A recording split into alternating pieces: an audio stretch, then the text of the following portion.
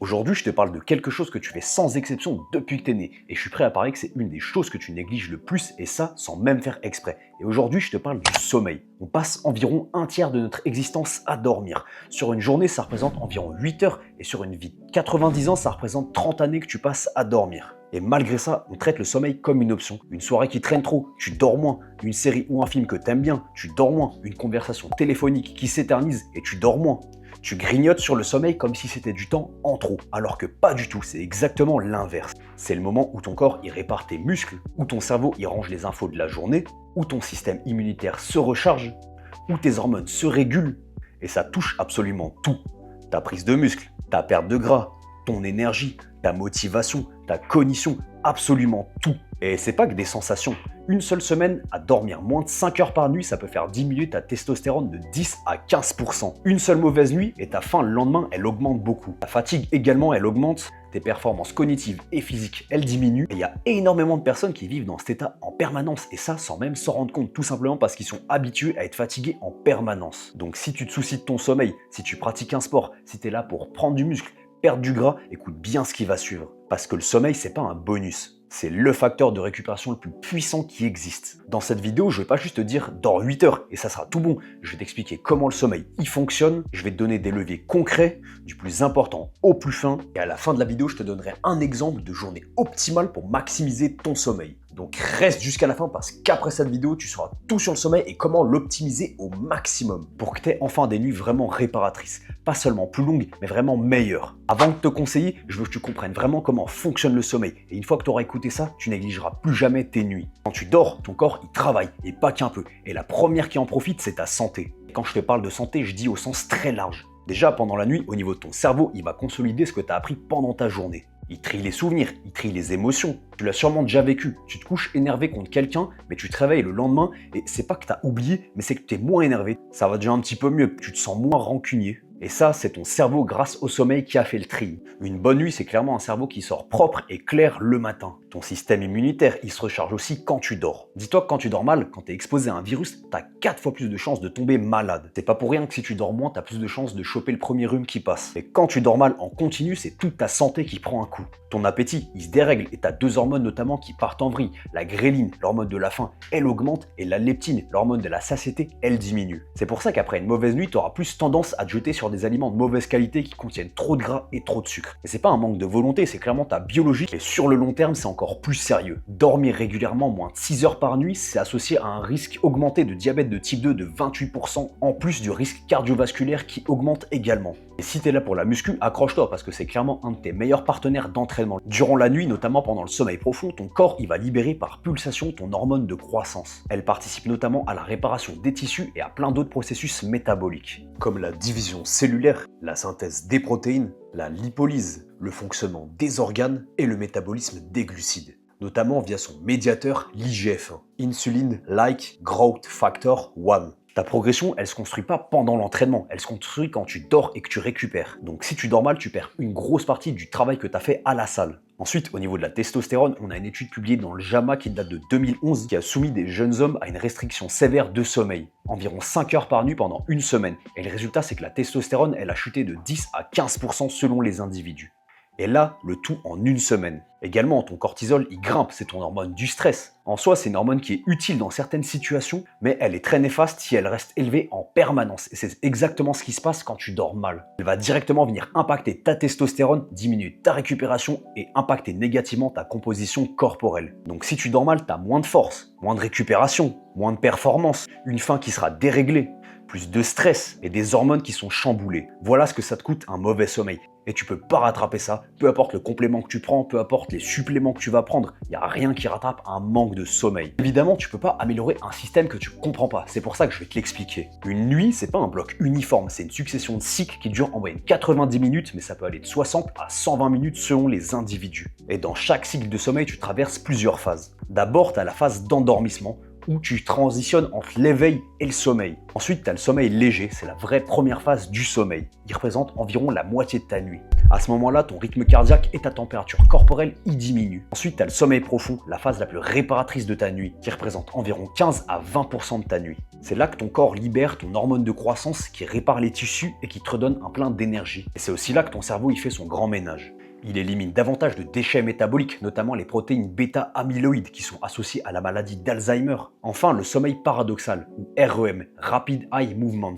Il représente environ 20 à 25% de ta nuit. Et on l'appelle paradoxal pour une bonne raison, c'est qu'à ce moment-là, ton cerveau il est hyper actif et tes yeux ils bougent sous tes paupières et l'activité cérébrale elle est quasiment aussi élevée quand tu es réveillé. Mais en même temps, ce qui est paradoxal, c'est que ton corps il est complètement paralysé. Ton cerveau il bloque activement tes muscles et il déclenche une paralysie temporaire pour t'empêcher de vivre physiquement tes rêves. Bah ouais, parce qu'imagine que dans un rêve, tu es en train de courir et que tu te mets à bouger comme si tu courais dans ton lit. C'est cette phase qui consolide ta mémoire et qui traite tes informations. Et sur une nuit, t'enchaînes 3 à 6 cycles de manière générale. Et la répartition, elle n'est pas égale. En première partie de nuit, tu auras plutôt du sommeil profond, tandis qu'en deuxième partie de nuit, et proche de l'éveil, tu auras du sommeil paradoxal. Donc tu peux pas saboter ni l'un ni l'autre. Ils sont complémentaires. Si tu te couches trop tard, tu vas renier une partie de ton sommeil profond, tandis que si tu te lèves trop tôt, tu vas renier une partie de ton sommeil paradoxal. Donc les deux sont indissociables et tu peux t'en priver d'aucun. Ton corps, il tourne sur une horloge interne. C'est ce qu'on appelle le rythme circadien. Et cette horloge, elle est réglée principalement par la lumière. Et c'est là que tes yeux, ils rentrent en jeu. Dans ta rétine, tu as des récepteurs spécialisés, ce qu'on appelle les cellules à la mélanopsine. Leur job, c'est pas de voir une image, c'est de mesurer la lumière ambiante. Et quand elles captent la lumière, elles préviennent ton horloge interne,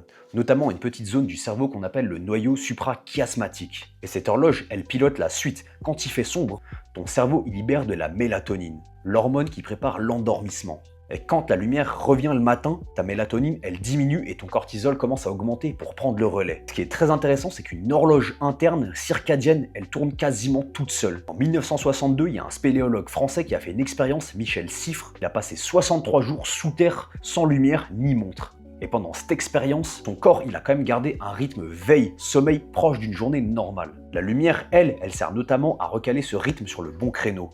C'est pour ça que c'est un de tes leviers les plus puissants. D'ailleurs, ton cortisol, lui aussi, il suit le rythme de la journée. Dans la soirée et dans la nuit, il va être bas pour te permettre de t'endormir et de rester endormi. Et il va augmenter en fin de nuit pour déclencher ton réveil. C'est normal et c'est souhaitable. Le souci, c'est quand il est élevé le soir, à un moment où il ne devrait pas l'être. Le souci, c'est qu'aujourd'hui, on vit entouré de lumière artificielle. On est sursollicité en permanence. On reçoit des notifications, on a plein de choses en tête. On a différentes choses qui sont prenantes mentalement. On est surstimulé en permanence. Ça fait que le cerveau il reçoit des signaux contradictoires. On peut très bien comprendre qu'il fait jour alors qu'il est 23 h. À côté de cette horloge, il y a un deuxième mécanisme qui gère ton envie de dormir. On appelle ça la pression du sommeil.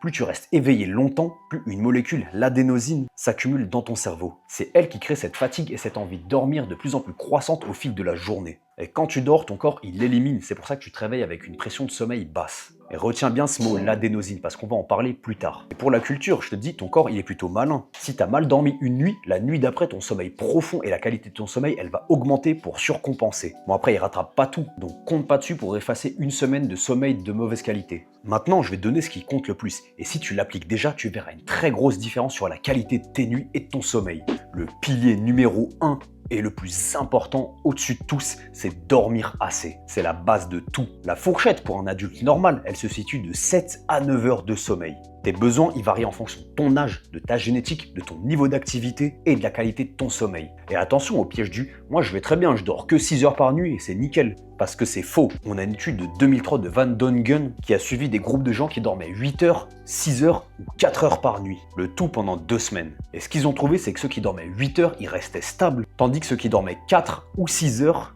ils avaient des performances qui chutaient de jour en jour. Et le pire, c'est que ceux qui dormaient 6 heures, ils sentaient presque normaux, alors que leur performance, elle continuait de diminuer. Donc en soi, t'es pas bien juste avec 6 heures de sommeil, c'est peut-être que tu t'es habitué à être fatigué en permanence. Et fais gaffe à ta dette du sommeil, parce que chaque heure qui manque, elle s'accumule. Donc le fameux « j'ai mal dormi cette semaine, mais je vais rattraper ça ce week-end en faisant la grasse mat », ça marche pas, c'est absolument faux. Ça va peut-être compenser un tout petit peu, mais ça répare jamais tout, et en plus ça dérègle ton horloge. Donc la chose à faire, c'est de viser une fenêtre de 8 heures au lit. Attention, j'ai bien dit 8 heures au lit, ça va pas faire pile 8 heures de sommeil parce que t'es pas une machine, t'es pas un robot. Tu vas mettre du temps à t'endormir et tu vas peut-être te réveiller pendant la nuit. Mais 8 heures au lit, ça te laisse de la marge pour avoir 7 heures ou 7h30 de sommeil. Dormir longtemps, c'est une bonne chose, mais dormir bien, c'est tout aussi important. La durée sans la qualité, ça vaut rien. Tu peux passer 8 heures au lit et quand même te réveiller extrêmement fatigué. La qualité de ton sommeil, elle peut être dégradée par plein de choses, par la consommation de certaines substances ou médicaments, par un contexte hormonal qui est défavorable ou des habitudes de vie qui ne sont pas très saines. Imagine que tu te réveilles 5 fois dans la nuit, tu vas peut-être te réveiller 30 secondes, tu auras des micro-réveils et au matin tu t'en souviendras même pas. Mais ton corps et ton cerveau, ils sont déjà impactés. Ces micro-réveils, ils fragmentent ton sommeil et te font perdre du sommeil profond. Du coup, comment tu peux savoir si ton sommeil il est de mauvaise qualité? Bah déjà, tu te réveilles fatigué le matin alors que tu as dormi suffisamment, tu as besoin de plusieurs alarmes pour te réveiller, tu te rappelles t'être réveillé plusieurs fois pendant la nuit, tu as un très gros coup de mou après tes repas, tu as les yeux lourds au fil de la journée et tu t'endors facilement dès que tu poses tes yeux sur un écran. Et si tu coches plusieurs de ces cases, ton problème c'est peut-être pas la durée mais la qualité de ton sommeil. Et tout le reste de la vidéo, c'est exactement ce qui va l'améliorer. Une fois que tu dors assez bien et suffisamment longtemps, la régularité ça devient un pilier indispensable. Couche-toi et lève-toi tous les jours à la même heure, à des horaires fixes et même le week-end. Ton corps, il adore la prévisibilité. Quand tu as des horaires stables, ton corps, il anticipe et il fait monter la production de mélatonine au bon moment. Et il te réveille plus facilement le matin. Et ce, des fois, sans même utiliser un réveil. Donc là, l'objectif, ça va être de trouver ton horaire et ton rythme auquel te coucher convenablement. Parce que tout le monde n'est pas fait pour se coucher à 21 h tous les soirs. C'est ce qu'on appelle le chronotype. Donc si tu as la possibilité de le faire, trouve ton horaire de sommeil idéal. Et dis-toi que chaque fois que tu décales beaucoup tes horaires de sommeil, c'est comme si tu changeais de fuseau d'horaire. C'est ce qu'on appelle le jet lag social. Si tu as dormi en décalé pendant tout le week-end, tu vas le payer lundi matin. En fonction de ton heure de coucher, admettons que tu te couches à 22 h, tu peux avoir une variabilité d'environ plus ou moins 30 minutes, entre 21 h 30 et 22 h 30. Couche-toi dans ces eaux-là. Et au fil du temps, ton corps, il peut s'habituer à ça. Un levier gratuit et que presque personne n'utilise, c'est la lumière. C'est un des principaux régulateurs de ton horloge interne. Expose-toi à la lumière du soleil le matin, une lumière naturelle et intense. T'envoies un vrai signal clair à ton cerveau qui te dit c'est le jour, on démarre, et ça va te permettre de couper la mélatonine résiduelle et de te préparer pour la journée. Et ça lance comme une sorte de minuteur. Tout à l'heure je parlais de la pression du sommeil. Ça fait qu'environ 14, 15, 16 heures plus tard, ton corps il va commencer naturellement à resécréter de la mélatonine. Donc ta bonne nuit, elle se prépare pas que dans les heures qui précèdent ton coucher, elle se prépare dès le matin.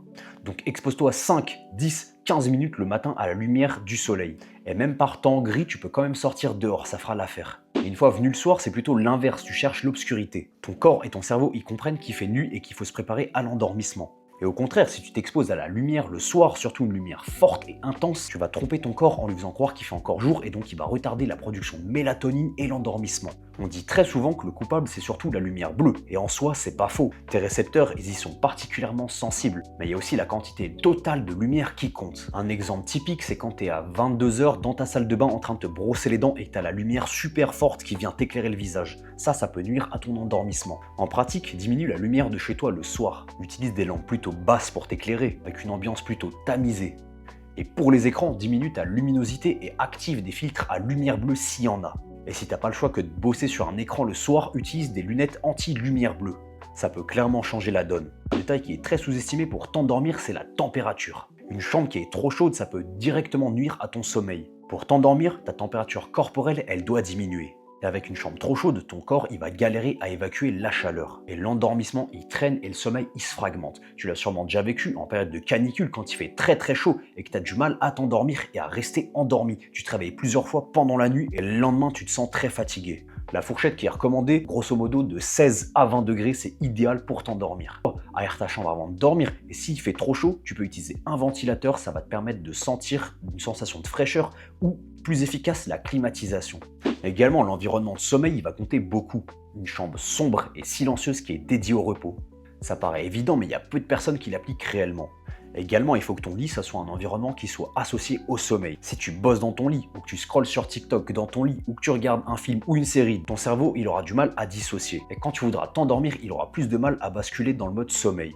C'est pour ça que ton lit doit avant tout être un signal de sommeil et un endroit pour le sommeil. Là, je t'ai parlé des piliers essentiels. Maintenant, je vais te parler d'autres facteurs qui font une très grosse différence. La caféine, elle a une demi-vie comprise entre 5 et 6 heures. Ça veut dire qu'en pratique, un café que tu as pris à 16 heures, à 22 heures, tu en as encore la moitié dans le sang. Et tu te souviens de l'adénosine, la molécule qui s'accumule dans ton cerveau et qui donne l'envie de dormir. Et bien la caféine, elle va bloquer ces récepteurs. C'est d'ailleurs pour ça que les gens prennent du café pour sentir éveillé. parce qu'elle va venir masquer la fatigue sans vraiment la supprimer. Et la caféine, elle peut nuire déjà à ton endormissement, mais aussi sur la qualité de ton sommeil. Il y a beaucoup de personnes qui pensent ne pas être sensibles à la caféine parce qu'ils vont s'endormir sans souci, mais le sommeil profond, il va quand même diminuer malgré ça. En pratique, coupe la caféine 8 à 10 heures avant ton coucher. Ça compte aussi pour les thés, les pré-workouts, certains sodas et les energy drinks. Également, l'alcool, c'est un piège parce qu'en soi, il va faciliter l'endormissement en se fixant au récepteur GABA. Donc, on croit qu'il aide, sauf qu'il va venir fragmenter fortement ton sommeil en deuxième partie de nuit. Et il va venir réduire ton sommeil profond et paradoxal. Si tu pratiques de l'activité physique, j'ai une bonne nouvelle pour toi parce qu'elle est directement corrélée à un meilleur sommeil. L'exercice régulier, il va venir améliorer ton sommeil profond et faciliter ton endormissement parce qu'il crée de la fatigue qui est positive. Mais fais attention à un détail, évite au maximum de t'entraîner proche de ton heure de coucher. Surtout si tu fais une séance intense, surtout si tu fais de la force en musculation. Ça va solliciter énormément ton système nerveux et augmenter la production de catécholamines, notamment d'adrénaline et de noradrénaline. Tu auras également la température corporelle qui va monter, la variabilité de la fréquence cardiaque qui va diminuer, ton corps qui va être en état d'alerte. Et pour dormir, c'est exactement l'inverse qu'il te faut. Il va falloir que tu viennes activer ton système nerveux parasympathique, entre guillemets le système nerveux du repos. Donc si tu t'entraînes tard, prévois un vrai retour au calme avec des exercices de respiration lente comme la respiration au carré, de la relaxation ou de la méditation. Ça peut être également des étirements pour calmer ton corps et le préparer à l'endormissement. L'alimentation le soir, ça joue également un grand rôle. Un repas trop copieux ou trop tardif, ça mobilise ta digestion au moment où ton corps il devrait ralentir. Et à l'inverse, te coucher le ventre vide avec une grosse faim, ça peut également perturber ton sommeil. Une glycémie trop basse signifie que ton insuline va également être basse, ce qui peut augmenter ton cortisol. L'idéal, c'est un dîner raisonnable 2 à 3 heures avant de dormir qui contient des glucides de qualité, des protéines et des lipides. Également, le stress peut être très problématique pour ton sommeil. Ton corps, il est soit prêt à dormir, mais ton mental, il continue de tourner. Un cortisol élevé le soir, c'est clairement un des pires ennemis pour ton sommeil. Ce qui peut t'aider déjà, c'est de vider ta tête en notant par exemple ce qui te préoccupe pendant la journée sur un carnet. Tu peux faire également quelques exercices de respiration lente afin d'activer ton système nerveux parasympathique. Tu peux avoir une petite routine anti-stress le soir en faisant de la méditation, des étirements, des exercices de respiration. Enfin, il faut tester pour toi ce qui marche vraiment afin d'intégrer des petites habitudes qui peuvent faire une vraie différence. Également, la sieste, ça peut soit être ton allié, soit ton ennemi. Elle peut être bénéfique pour lutter contre la fatigue à certaines conditions. Il faut déjà qu'elle soit courte, idéalement moins de 20 minutes et également loin de ton endormissement. Et si tu fais une sieste trop tard ou trop longue, tu peux compliquer ton endormissement et venir diminuer ta pression du sommeil. À ce stade, si tu appliques déjà tout ce qu'on vient de voir, tu as couvert une immense majorité de ce qui influence ton sommeil. Mais il reste quelques petits détails qui peuvent te faire gagner des pourcents supplémentaires. Les prochains éléments, ils ont un réel intérêt, mais seulement une fois que les fondations sont solides. Comme je te l'ai dit tout à l'heure, l'obscurité totale, ça aide. Et pour ça, tu as plusieurs solutions. Déjà, l'utilisation de rideaux occultants ou de masques de nuit. Également les bouchons d'oreilles si tu vis dans un environnement qui est bruyant ou que tu dors avec quelqu'un qui ronfle. Le bruit réveille parfois sans même que tu t'en souviennes. Comme je te l'ai dit tout à l'heure, une routine identique chaque soir conditionne ton cerveau, avec de la lecture, de la méditation, de la respiration. Également, la douche chaude, ça marche bien. Ça peut paraître contre-intuitif parce que tu crois que tu augmentes ta température corporelle, mais justement, tu fais l'inverse. Parce que quand tu vas sortir de la douche, tes vaisseaux sanguins, ils vont se dilater. C'est une réaction naturelle de ton corps pour évacuer la chaleur. Ce qui fait que ta température interne, elle va diminuer, ce qui va faciliter ton endormissement. Ça, c'est quelque chose que j'ai personnellement implémenté dans ma routine et qui fait une très grosse différence, surtout quand il fait très chaud l'été, en période de canicule notamment. Une chose dont on parle rarement, mais qui fait une bonne différence, c'est la respiration nasale. Tout simplement parce qu'elle va venir activer ton système nerveux parasympathique, le système nerveux qui te calme. Respirer par le nez la nuit favorise une nuit de sommeil plus calme et plus qualitative que respirer par la bouche. Et là, je voudrais signaler un point important qui peut toucher certains sportifs. Si tu dors assez, que ton hygiène de vie elle est propre, également ton hygiène du sommeil aussi, mais que tu te réveilles épuisé tous les matins, que tu ronfles fort et que tu te réveilles avec des maux de tête le matin, ça vaut peut-être le coup d'en parler à un médecin. C'est peut-être de l'apnée du sommeil, c'est extrêmement fréquent. Et il y a beaucoup de personnes qui vivent avec sans même qu'ils le sachent. Ça concerne surtout les personnes qui sont en surpoids et les personnes qui sont très musclées. Donc ça vaut le coup d'en parler à un médecin et de faire des tests d'apnée du sommeil. Tu as déjà appliqué tout ce qu'on vient de voir, tu es dans le haut du panier en termes de qualité du sommeil. Dans la majorité des cas, ça suffit largement à transformer tes nuits. Il y a certainement une question que certaines personnes se posent. Est-ce qu'on peut aller encore plus loin avec des compléments alimentaires ou certains suppléments ? On va être très clair là-dessus. Ce qu'on va voir, c'est pas du tout la base et ça doit même pas être une priorité. On va considérer ça comme une dernière couche. parce que c'est clairement pas celle sur laquelle tu dois compter pour sauver tes nuits. Mais mis à part ce que je viens de dire, il y en a quand même quelques-uns qui sortent du lot. Déjà, il y a le magnésium. Il y a beaucoup de personnes qui sont en déficit et ça sans même le savoir. Le magnésium, il va intervenir dans plus de 300 réactions dans ton corps, dont la détente nerveuse et musculaire. On distingue notamment deux formes qui sont très bien assimilées et biodisponibles. Déjà, il y a la forme biglycinate. C'est du magnésium avec 2 molécules de glycine. Mais si t'es pas en manque de magnésium, t'attends pas non plus à un miracle. Également, on a la forme L-thréonate. C'est la seule forme de magnésium qui passe efficacement la barrière hémato-encéphalique. Et elle peut jouer un rôle dans la détente nerveuse et les émotions. Également, la glycine. Entre 3 et 10 grammes avant le coucher, ça peut aider pour le sommeil. Il y a certaines études qui démontrent une qualité améliorée du sommeil et de la qualité ressentie. Elle va aider ton corps à diminuer sa température centrale, ce qui peut favoriser l'endormissement et le fait de rester endormi. On a également la mélatonine. Elle est sécrétée naturellement par ton corps. Il en produit entre 0,1 et 0,3 mg.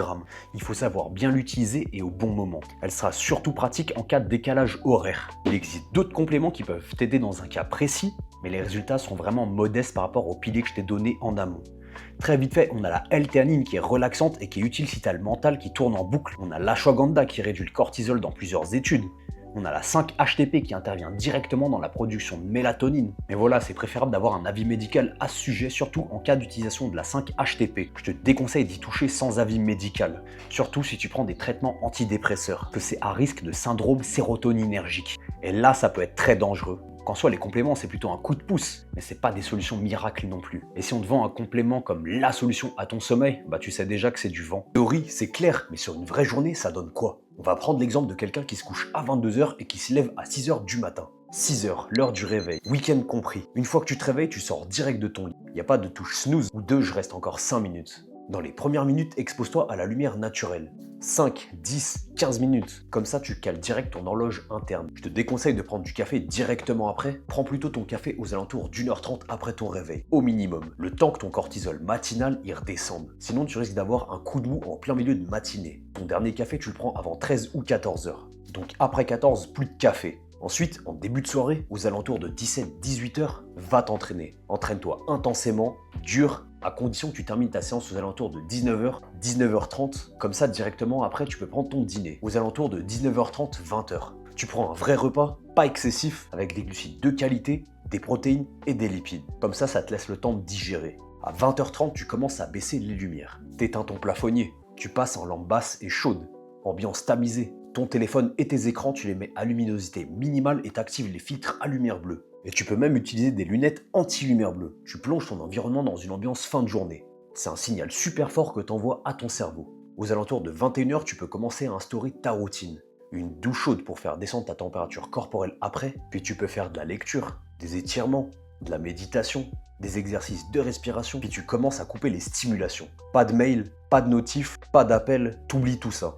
Et tu peux commencer à préparer ta chambre pour le sommeil. À Erla, tu peux préparer tes habits pour le lendemain et tu commences à enlever toutes les petites sources de lumière parasites. À 21h45, tu la plonges dans le noir complet avec des rideaux occultants ou tu peux préparer un masque de sommeil. T'enlèves les sources de bruit, tu peux préparer des boules Kiss et t'éteins ton téléphone. Et à 22h, c'est l'heure du coucher. Extinction des feux. Ton corps, il a déjà reçu tous les bons signaux. Ton endormissement, il devrait se faire sans trop de soucis. Tu peux mettre des petits bruits d'ambiance si ça t'aide à dormir, puis tu te poses dans ton lit avec les musiques détendues. Tu peux faire de la respiration profonde, ça va t'aider à te détendre, comme la méthode 4-7-8. T'inspires profondément pendant 4 secondes, tu retiens ta respiration pendant 7 secondes et t'expires lentement par la bouche pendant 8 secondes. Dans certains corps d'armée ou certains travaux exigeants, ils font ce genre de technique pour calmer le stress. Et ça facilite grandement l'endormissement. Et si tu sens que malgré ça, tu as du mal à t'endormir, tu restes pas dans ton lit tourné à forcer le sommeil. Tu peux faire une activité calme, dans l'obscurité, et tu reviens quand le sommeil il arrive. Mais généralement, il devrait pas trop y avoir de soucis. Donc tu vois, une bonne nuit, c'est pas une décision que tu prends 10-15 minutes avant de t'endormir. Pour être optimal, ça se prépare déjà dès le réveil. C'est toute ta journée qui prépare le terrain. Le matin, tu poses le rythme. L'après-midi, tu favorises la pression du sommeil. Et le soir, t'envoies les signaux à ton corps. Et ça, tu peux l'adapter en fonction de tes horaires. Mais le principe reste identique. Ça, c'est un exemple de routine. Mais tu peux ajuster en fonction de ton cas, de tes préférences et de tes envies. Et en réalité, ce qui détruit ton sommeil, c'est beaucoup plus simple et beaucoup plus fréquent que ce qu'on pense. Les erreurs, elles sont rarement cachées. Et il y a des fortes chances que tu en coches au moins une. Te coucher à des heures complètement aléatoires. Chercher un complément avant de corriger tes habitudes. Rester enfermé toute la journée sans vraie lumière naturelle. Boire de la caféine trop tard. Passer ta soirée le nez devant un écran lumineux avec la pièce éclairée à fond. Et également négliger ton stress et te coucher avec le cerveau qui tourne à 200 à l'heure et te demander pourquoi tu ne peux pas dormir. Ou te coucher avec des émotions fortes et négatives. Et si tu t'es reconnu, c'est pas grave, et c'est même une bonne nouvelle. Ça veut dire que tu as des leviers simples à actionner et que juste en réglant ça, ça peut faire une bonne différence. Donc si tu dois retenir une seule chose de cette vidéo, c'est ça. C'est que ton sommeil ne dépend pas d'un hack ou d'une solution magique, mais il dépend de 3 bases simples. Dormir assez, être régulé sur tes horaires de coucher et envoyer les bons signaux à ton corps. Lumière le matin, obscurité le soir et une routine stable. Tout le reste, c'est du réglage, du peaufinage. Alors cherche pas à tout optimiser d'un coup. Et surtout, te mets pas la pression. Parce que plus tu te mets la pression, plus tu vas stresser et plus tu vas avoir de mal à t'endormir. Donc exactement l'inverse de ce que tu veux. Comment simple, fixe ton heure de réveil et tiens-la. Et ensuite, tu incrémentes d'autres choses. Et dans tout ce que j'ai dit, regarde également ce qui te manque et ce que tu peux améliorer. Parce qu'au final, ton énergie, ton bien-être, ta santé, ta cognition, tes performances et ta progression dans ton sport, il se joue surtout ici. Alors si cette vidéo elle t'a aidé, dis-moi en commentaire ce que tu vas changer en premier, ou ce que tu as déjà appliqué toi-même, ou ce qui a déjà fait une différence chez toi. Donc n'hésite pas à la liker et à la partager à quelqu'un qui en aurait besoin. C'était RZ Physics, je te dis ciao et bonne nuit.